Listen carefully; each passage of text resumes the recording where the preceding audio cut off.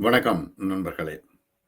இந்தியாவுக்கும் பாகிஸ்தானுக்கும் இடையில் மீண்டும் ஒரு மோதலை உருவாக்கிவிட வேண்டும் என்றே வெளிநாடுகள் சிந்திக்கின்றன. ஏனெனில் தங்களுடைய ஆயுதங்களை விற்பனை செய்வதற்கு இதுவே முக்கியமான தருணம் என்று அவர்கள் கருதுகின்றார்கள். தெற்காசிய பிராந்தியத்தில் ஒரு போர் சூழ்நிலையை உருவாக்கிவிட்டால் தாங்கள் ஆயுத விற்பனையில் முன்னேறிவிடலாம் என்று அமெரிக்கா, ஐரோப்பா, பிரிட்டன் போன்ற நாடுகள் யோசிக்கின்றன. ஆகவே இது மிக பெரும் ஆபத்தாக முடிந்துவிடும். தற்பொழுது பாதுகாப்பு எல்லையில் அதிகமான தீவிரவாதிகள் ஊடுருவுகின்றார்கள் என்ற செய்தி வெளிவந்து கொண்டிருக்கிறது.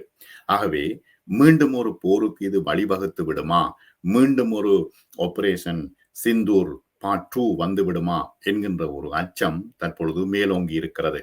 அப்படி ஒன்று வந்துவிடக் கூடாது என்றே ராணுவ விமர்சகர்கள் குறிப்பிடுகின்றார்கள். ஏனெனில் அப்படி வந்துவிட்டால் சீனா பாகிஸ்தானுக்கு உதவி செய்யும், இந்தியா அமெரிக்காவை நம்பி இருக்கிறது. அமெரிக்கா உதவி செய்யுமா என்பது மிகப்பெரிய கேள்வி. இன்னும் ஒரு விஷயம், இஸ்ரேலை தொடர்ச்சியாக இந்தியா நம்பியிருந்தால் அது இந்தியாவுக்கு மிக பெரும் ஆபத்தாக முடிந்துவிடும். இஸ்ரேலின் திட்டங்கள் நாடுகளை பிடிப்பது, யாருக்கும் தெரியாமல் அந்த நாட்டை அடித்து துவம்சம் செய்வது, இந்த டிசைனை இந்தியா பின்பற்றினால் இந்தியாவினுடைய ஜனநாயகம், பொருளாதாரம் அதள பாதாளத்தில் போய்விடும் என்பதே ராணுவ விமர்சகர்களின் கருத்தாக இருக்கிறது. இந்தியா பாகிஸ்தானுக்கு இடையிலான இந்த ராணுவ மோதலுக்கு பிறகு மிக முக்கியமான பல தகவல்கள் வெளிவந்த வண்ணம் இருக்கின்றன. இந்தியாவையும் பாகிஸ்தானையும் எவ்வாறாவது மோதவிட்டு அவர்களுக்கு இடையிலான பொருளாதார நெருக்கடியை ஏற்படுத்த வேண்டும் என்று சர்வதேச நாடுகள் அல்லது அமெரிக்கா போன்ற முக்கியமான நாடுகள் தற்பொழுது மிக மும்முரமாக மோதவிட்டு வேடிக்கை பார்க்க வேண்டும் அல்லது இவர்களுக்கு இடையிலான மோதலை உருவாக்கி ஆயுத விற்பனையை செய்துவிட வேண்டும் என்கின்ற மனநிலையிலேயே இருக்கிறார்கள். இன்றைய ராய்ட்டர் செய்தி முக்கியமான பல தகவல்களை சொல்கிறது, சூட்சுமமான தகவல்களை சொல்கிறது.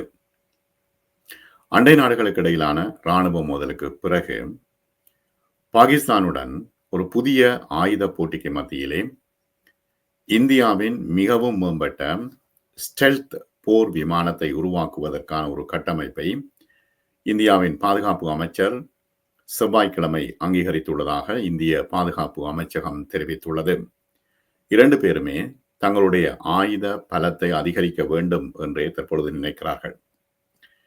இந்த செயல் திட்டத்தை இந்திய அரசு நடத்துகின்ற விமான மேம்பாட்டு நிறுவனம் இரட்டை என்ஜின் 5G போர் விமானமாக கருதப்படும் இந்த விமானத்தின் முன்மாதிரியை உருவாக்க பாதுகாப்பு நிறுவனங்களிடமிருந்து விரைவில் இந்த விடயங்களுக்கான ஆரம்ப ஆர்வத்தை கூறும் என்று பாதுகாப்பு அமைச்சகம் தெரிவித்திருக்கிறது.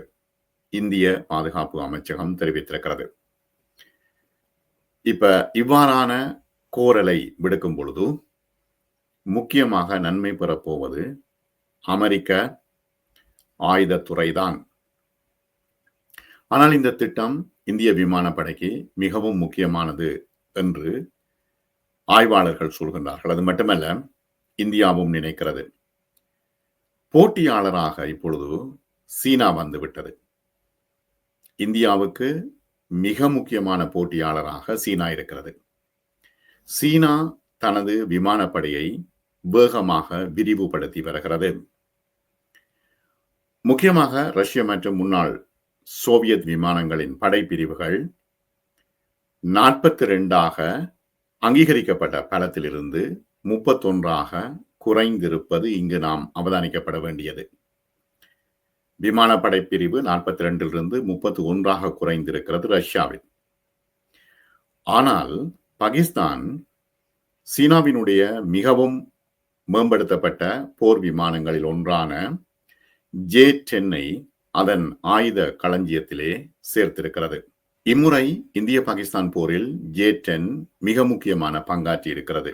J-10 போர் விமானம்தான் இந்திய போர் விமானங்களை சுட்டு வீழ்த்தி இருக்கிறது. இந்த மாதம் 4 நாட்கள் நடைபெற்ற இந்திய பாகிஸ்தான் இந்த சண்டையில் அணு ஆயுதம் ஏந்திய அண்டை நாடுகளான இந்தியாவும் பாகிஸ்தானும் இந்த இராணுவத்தினர் மோதிக்கொண்டதை மேற்குலகம் மிக அவதானமாக நோக்குகிறது. மேற்குலகத்துக்கு இந்தியாவிடமும் அணு ஆயுதம் இருக்க வேண்டும், பாகிஸ்தானிடமும் அணு ஆயுதம் இருக்க வேண்டும். ஏனெனில் அப்பொழுதுதான் அமெரிக்காவினுடைய, ஐரோப்பிய நாடுகளுடைய, பிரிட்டனுடைய ஆயுத விற்பனை களை கட்டும். 2 பேரும் பதட்டமாகவே இருக்க வேண்டும். எப்பொழுது போர் தொடர்பான சிந்தனையில் ஒரு நாடு இருக்கிறதோ அப்பொழுது ஆயுத விற்பனை களை கட்டும். இதுதான் தற்பொழுது நடைபெற்றுக் கொண்டிருக்கிற ஒரு விடயம். உக்ரைன் ரஷ்யா போரை நாம் பார்க்கின்றோம், ஈராக்கில் நடைபெற்ற போரை பார்க்கின்றோம், ஆப்கானிஸ்தானில் நடைபெற்ற போரை பார்க்கின்றோம், ஏற்கனவே வியட்நாமில் நடைபெற்ற போரை பார்க்கின்றோம். இந்த போர் சூழும் இடங்களில் எல்லாம் பொருளாதாரம் அதல பாதாளத்தில் விழுந்துவிடும். பொருளாதாரத்தை முன்வைத்துத்தான் இம்முறை யுத்த நிறுத்தத்தை ஏற்படுத்தியதாக அமெரிக்க அதிபர் டொனால்ட் ட்ரம்ப் தெரிவித்திருந்தார். அமெரிக்க ஜனாதிபதி டொனால்ட் ட்ரம்ப் போர் நிறுத்தம் அறிவிப்பதற்கு முன்பு 2 தரப்பினரும் போர் விமானங்களை பயன்படுத்தினார்கள், ஏவுகணைகளை பயன்படுத்தினார்கள், ட்ரோன்களை பயன்படுத்தினார்கள், பீரங்கிகளையும் பயன்படுத்தினார்கள். ஆகவே 2 தரப்பினரும், பாகிஸ்தானும் இந்தியாவும் ட்ரோன்களை அதிக அளவில் பயன்படுத்துவது இதுவே முதல் முறையாகும். இது ஒரு முக்கியமான சமிக்ஞையை வெளிக்காட்டுகிறது. இப்ப துருக்கி ட்ரோன்களை பாகிஸ்தானுக்கு கொடுத்திருக்கிறது, இந்தியா ட்ரோன்களை பாவித்திருக்கிறது. அந்த ட்ரோன்கள் இஸ்ரேலிய ட்ரோன்கள். அப்ப இஸ்ரேல் இந்தியாவுக்கு ட்ரோன்களை கொடுத்திருக்கிறது. இது வெறுமனே இலவசமாக கொடுக்கப்பட்ட விடயம் அல்ல. அதற்கு பின்னால் அரசியல் இருக்கிறது, அதற்கு பின்னால் பொருளாதாரம் இருக்கிறது, அங்கிருந்து என்னத்தை பெற்றுக்கொள்ள முடியும் என்ற விஷயம் இருக்கிறது. ஆகவே இப்பொழுது ட்ரோன்கள் இந்த ஆயுத போட்டியில் ஈடுபட்டிருக்கின்றன. அப்ப இஸ்ரேலும் அதிகமான ட்ரோன்களை உற்பத்தி செய்து இந்தியாவுக்கும் விற்கும், துருக்கி அதிகமான ட்ரோன்களை உற்பத்தி செய்து பாகிஸ்தானுக்கு விற்கும். சீனா நினைக்கிறது பாகிஸ்தானுடைய அணு ஆயுதத்தை விரிவுபடுத்துவதற்கு, உதவி செய்வதற்கு. இப்பொழுது சீனா பொருளாதாரத்தில் முன்னேறி இருக்கிறது, ஆனால் யுத்தத்துக்கு போவதற்கு அது தயாராக இல்லை. இந்த சூழ்நிலையில் பாகிஸ்தானை சீனா பயன்படுத்துகிறது. எனவே இது முக்கியமான ஒரு ஆயுத போட்டியை இந்தியா, சீனா, பாகிஸ்தான், ஆப்கானிஸ்தான் இந்த வட்டாரத்தில் ஏற்படுத்த நினைக்கிறது. இங்கே ட்ரோன்கள் அதிகமாக பாவிக்கப்பட்டிருப்பது மிக முக்கியமாக அவதானிக்கப்படுகிறது. பாதுகாப்பு அதிகாரிகள், தொழில்துறை நிர்வாகிகள் மற்றும் ஆய்வாளர்கள் உட்பட 15 பேரோடு ராய்ட்டர்ஸ் ஒரு நேர்காணலை நடத்தி இருக்கிறது. இதிலேதான் இந்த ட்ரோன்களின் முக்கியத்துவம் முன்னிலைப்படுத்தப்பட்ட விடயம் மிக தெளிவாக தெரிகிறது. ஸ்டெல்த் போர் திட்டத்திற்காக இந்தியா ஒரு உள்நாட்டு நிறுவனத்தோடு கூட்டு சேர்ந்து பாதுகாப்பு கருவிகளை உற்பத்தி செய்யும். மேலும் நிறுவனங்கள் சுயாதீனமாகவோ அல்லது கூட்டு முயற்சியாகவோ ஏலம் எடுத்து பாதுகாப்பு கருவிகளை உற்பத்தி செய்வதற்கு இந்தியா மிக முக்கியமாக உதவி செய்ய போகிறது.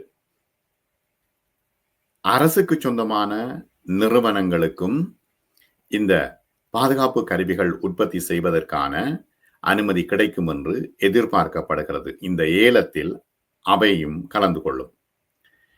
மார்ச் மாதம் அளவில் இந்திய விமானப்படையின் திறன்களை அதிகரிக்கவும், இந்தியாவின் பெரும்பாலான இராணுவ விமானங்களை உற்பத்தி செய்யும் அரசுக்கு சொந்தமான இந்துஸ்தான் ஏரோநாட்டிக்ஸ் லிமிடெட் மீதான சுமையை குறைக்கவும், இராணுவ விமான உற்பத்தியில் தனியார் துறையை சேர்க்க இந்திய பாதுகாப்பு குழு பரிந்துரைத்திருக்கிறது. இதுல முக்கியமான விஷயம், இப்ப தனியார் துறை என்று வந்துவிட்டால் அது யாராகவும் இருக்கலாம். அமெரிக்காவும் இருக்கலாம், இஸ்ரேலாகவும் இருக்கலாம், வேறு நாடுகளாகவும் இருக்கலாம். அங்கே உள்நுழைந்து அவர்கள் தங்களுடைய இராணுவ விமான உற்பத்தியில் தங்களுடைய பங்களிப்பை வழங்குவார்கள். இது இவர்களுக்கு லாபம், வெளியில் உள்ளவர்களுக்கு லாபம். அப்ப ஒரு போர் நிலைமையை உருவாக்கி வைத்துக் கொண்டு இந்தியாவையும் பாகிஸ்தானையும் மோதவிட்டு இவர்கள் குளிர்காய நினைக்கிறார்கள் என்ற விடயத்தை இந்தியாவும் பாகிஸ்தானும் புரிந்து கொள்ள வேண்டும். உண்மையில் அவர்கள் புரிந்து கொண்டிருப்பார்கள். இதை வெட்டி எவ்வாறு இவர்கள் ஒற்றுமையாக வாழ்வது என்பதுதான் மிகப்பெரிய பிரச்சனையாக இருக்கிறது. 2 எதிரிகளுக்கு இடையில் போர் நடைபெறும் பொழுது அது கோர்ப்பரேட் கம்பெனிகளுக்கு மிகப்பெரிய லாபமாக இருக்கும் என்பதில் மாற்று கருத்தில்லை.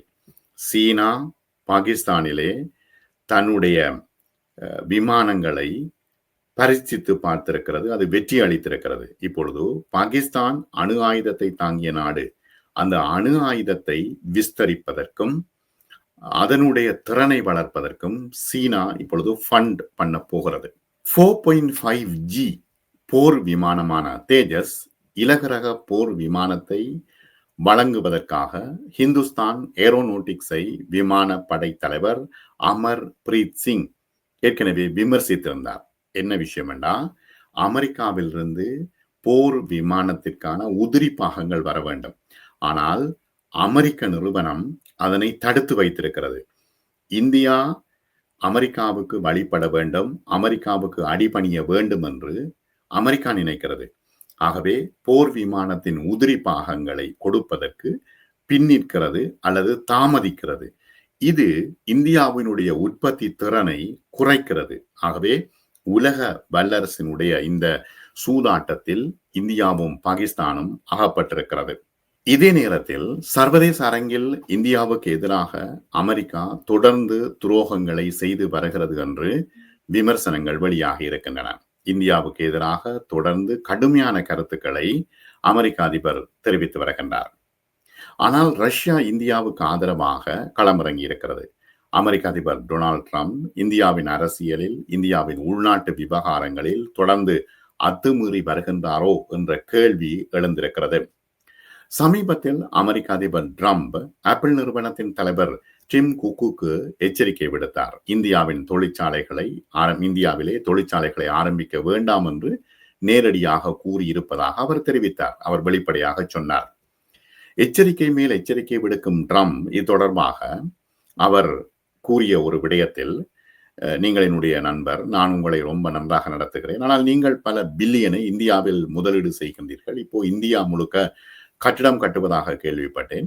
நீங்கள் இந்தியாவில் கட்டிடம் கட்டுவதை நான் விரும்பவில்லை என்று ட்ரம்ப் வெளிப்படையாக சொன்னார். இந்தியாவை கவனித்துக் கொள்ள விரும்பினால் நீங்கள் இந்தியாவில் கட்டிடம் கட்டலாம், ஆனால் நீங்கள் அமெரிக்க நிறுவனம் இந்தியாவிலே இந்த அபிவிருத்திகளை செய்யக்கூடாது. ஏனெனில் இந்தியா உலகத்திலேயே அதிக வரி விதிக்கிற நாடு. அதனால் இந்தியாவில் உங்கள் பொருட்களை விற்பது மிகவும் கஷ்டம். நீங்கள் பல வருஷமாக சீனாவில் கட்டிய எல்லா பிளான்ட்டுகளையும் நாங்கள் பொறுத்து இருக்கிறோம். ஆனால் இப்போது இந்தியாவில் கட்டுவதை நாங்கள் விரும்பவில்லை. இந்தியா தங்களை தாங்களே பார்த்து கொள்ளட்டும், நீங்கள் அமெரிக்காவை பாருங்கள் என்று ட்ரம்ப் அவருக்கு ஒரு எச்சரிக்கை விடுத்ததாகவே தற்பொழுது ஆய்வாளர்கள் சொல்கின்றார்கள். ட்ரம்ப் குறிப்பிடும்போது இந்திய பாகிஸ்தான் போரை தான் நிறுத்தியதாக தெரிவித்திருக்கின்றார். வர்த்தக தலையிட்டால் தான் இதனை அது தொடர்பாக நான் அழுத்தம் கொடுத்து போரை நிறுத்தினேன் என்று குறிப்பிட்டிருக்கின்றார். ஆகவே இப்ப வெளிநாடுகளை நம்பி இந்தியாவோ பாகிஸ்தானோ பிரயோசனம் அடைய முடியாது. ஆகவே பாகிஸ்தானும் இந்தியாவும் ஒரு சுமூகமான நிலைமைக்கு வர வேண்டிய சூழ்நிலையில் தற்பொழுது இருக்கின்றது. இதனை அவதானமாக நோக்கினால்தான் இந்த விடயங்கள் தெரிய வரும். இந்தியாவையும் பாகிஸ்தானையும் மோதவிட்டு எவ்வாறு இந்த வெளிநாடுகள் குளிர் காய்கின்றன என்பது தொடர்பாக இப்பொழுது பல விமர்சகர்கள் வெளிப்படுத்தி வருகின்றார்கள். மீண்டும் ஒரு போர் வந்தால் இந்தியாவோ பாகிஸ்தானோ தாங்காது. பொருளாதாரத்தில் மிகப்பெரிய அடி விழும். இந்தியாவுக்கும் விழும், பாகிஸ்தானுக்கும் விழும். இப்ப சீனா மிக முக்கியமாக கவனமாக பல காய் நகர்த்தல்களை மேற்கொண்டு வருகிறது. இதில் முக்கியமான ஒரு விஷயம், போருக்கு செல்லாமல் பொருளாதாரத்தை அபிவிருத்தி செய்வது என்ற கோட்பாடு.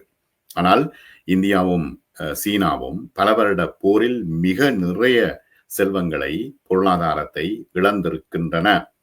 அதே போல பாகிஸ்தானும் இந்தியாவும் தொடர்ச்சியாக போர் பற்றியே யோசித்துக் கொண்டிருந்தால் இந்தியா தன்னுடைய பொருளாதாரத்தை இழந்துவிடும். அதுதான் இப்பொழுது அமெரிக்காவுக்கும் தேவையாக இருக்கிறது. உலகில் இந்தியாவின் உற்ற நண்பன் என்று கருதப்பட்ட நாடு அமெரிக்கா. அப்படித்தான் ஒரு வெளி வேஷம் இருந்தது. ஆனா இந்தியா பாகிஸ்தான் போர் என்று வந்துவிட்டால் சீனா பாகிஸ்தான் பக்கம் நிற்கும், அமெரிக்கா இந்தியா பக்கம் நிற்கும் என்று கருதப்பட்டது. ஆனால் முக்கியமான நேரத்தில் அமெரிக்கா இந்தியாவின் முதுகில் குத்திவிட்டது. இதனால் அமெரிக்கா அமெரிக்காவை உண்மையான நண்பனாக கருதலாமா, ட்ரம்பை நம்பலாமா என்ற சந்தேகம் இப்பொழுது உயர்மட்ட வெளியுறவு அதிகாரிகளுக்கு வந்திருக்கிறது. வெள்ளை மாளிகையிலே இந்தியாவுக்கு சாதகமான ஒரு பரப்பை அதிகரிக்க வேண்டும் என்ற திட்டமும் டெல்லி அதிகாரிகளுக்கு வந்திருக்கிறது. இது எவ்வளவு தூரம் சாத்தியமாகும் என்பதுதான் மிகப்பெரிய கேள்வி. எனவே மீண்டும் ஒரு போர் வருவதற்கான முஸ்தீபுகளை இரண்டு நாடுகளும் செய்யக்கூடாது என்பதே அனைவருடைய வேண்டுகோளாகவும் இருக்கிறது.